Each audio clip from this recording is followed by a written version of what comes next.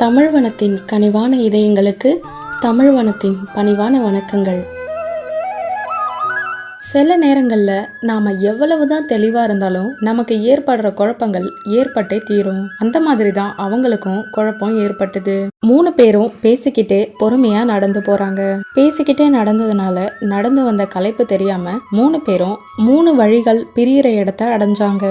ரொம்ப தூரம் நடந்தே பயணம் செய்யறதுனால கண்ணகியும் கவுந்தி அடிகளும் ஒரு மரத்தோட நிழல்ல உட்கார்றாங்க.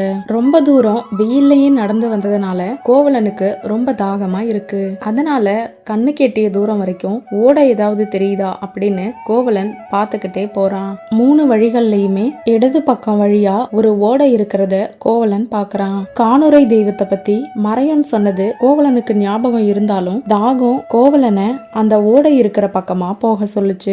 காணுரை தெய்வம் அப்படிங்கிறது என்னன்னா, அது ஒரு காட்டுல இருக்கக்கூடிய காவல் தெய்வம். புதுசா யாராவது அந்த வழியில வந்தாங்க அப்படின்னா அவங்க கெட்டவங்களா இருந்தாங்கன்னா அவங்கள போக விடாம தடுக்கும். கெட்டவங்களை மட்டும்தான் போக விடாம தடுக்குமே தவிர மத்தவங்களுக்கு தான் இருக்கிறத தெரியப்படுத்தும். கோவலன் தப்பே செஞ்சிருந்தாலும் அவன் கெட்டவன் இல்ல அப்படிங்கறதுனால தான் இருப்பதை தெரியப்படுத்தி ஒரு சின்ன தடங்களை மட்டும் உண்டாக்கலாம் அப்படின்னு காணுரை தெய்வம் நினைச்சிருக்கலாம். காணுரை தெய்வம் மாதவியோட தோழி வசந்தமாலையோட உருவத்தை எடுக்குது. அதுக்கப்புறம் கோவலனோட காலில் விழுந்து கண்ணீர் விட்டது. மாதவி என் மேல ரொம்ப கோவமா இருக்காங்க. அவங்க எழுதின லெட்டர்ல எந்த தப்பும் இல்ல. நான் எடுத்து சொன்ன விதம் தான் தப்பு. அதனாலதான் நீங்க மாதவிய பார்க்க வரல அப்படின்னு சொல்லி என் மேல ரொம்ப கோவமா கடுமையான வார்த்தைகள்ல பேசிட்டாங்க அப்படின்னு காணுரை தெய்வம் மாதவியோட தோழி வசந்தமாலை உருவத்துல வந்து சொல்லுது.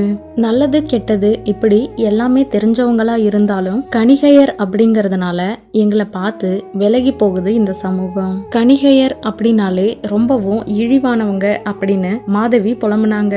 மாதவி தான் போட்டிருந்த முத்துவடத்தை அறுத்து எரிஞ்சிட்டாங்க. என் முகத்திலேயே நீ முழிக்காத அப்படின்னு சொல்லி என்னை திட்டி அனுப்பிட்டாங்க. இப்போ உங்க கட்டளை என்ன, நான் என்ன செய்யணும் அப்படின்னு சொல்லிட்டு வசந்தமாலையா வந்த காணுரை தெய்வம் புலம்புது. புகார் நகர்ல இருந்து வசந்தமாலை வரதா இருந்தா இவங்களை கடந்துதான் போகணும். எதிர் திசையில இருந்து வசந்தமாலை வர முடியாது. அது மட்டும் இல்லாம இவங்களுக்கு முன்னாடியே வசந்தமாலை வந்து காத்திருக்கிறதுக்கு வாய்ப்பே இல்ல அப்படிங்கிற விஷயம் கோவலனுக்கு நல்லாவே தெரிஞ்சது.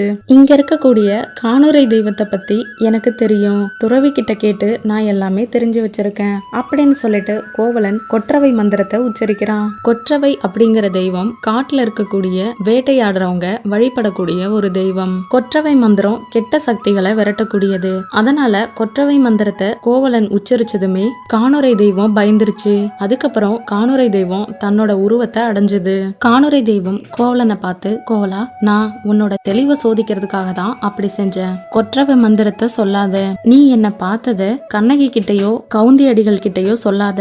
அவங்க சாபம் விட்டா எனக்கு உடனே பழிச்சிரும் அப்படின்னு சொல்லி காணுரை தெய்வம் கோவலனை பார்த்து கேட்டது.